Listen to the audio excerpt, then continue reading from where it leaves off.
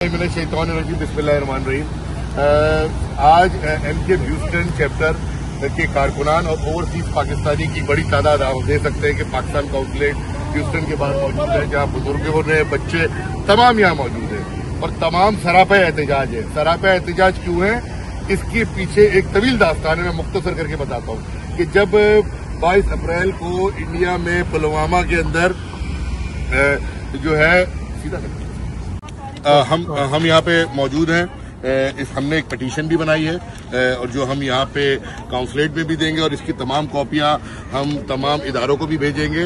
हम एक इन्वेस्टिगेशन चाहते हैं कि जिस तरह के आफ्ताब चौधरी साहब ने जिस किस्म के इल्जाम लगाए, भोंडे झूठे मनगढ़ंत इल्जाम और डॉक्यूमेंट्री वगैरह दिखाई, इसके हवाले से रियासत से मुतालबा करते हैं कि इन्वेस्टिगेशन की जाए और इसके पीछे आफ्ताब चौधरी और इन जैसे लोगों को इनके मंतकी अंजाम तक पहुंचाया जाए। तमाम कौम सरापा एहतजाज है और इस पैगाम के साथ हम बानियाने पाकिस्तान के वालद इस पैगाम के साथ अब हम पिटीशन देने भी जाएंगे।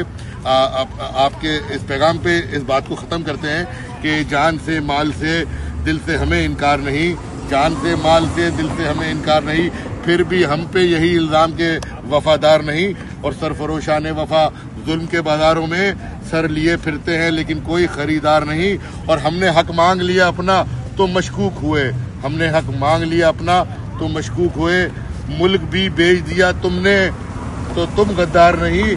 और फख्र है सारे ज़माने में अब अफजल हमें, फख्र है अब सारे ज़माने में अफजल हमें कि जैसा सरदार है अपना वैसा कोई सरदार नहीं।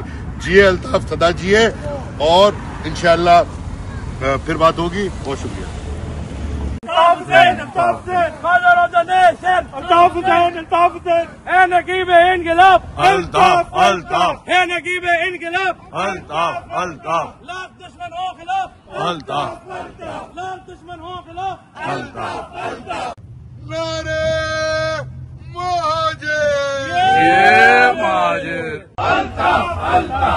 हम न हो हमारे बार, हम न हो हमारे बार।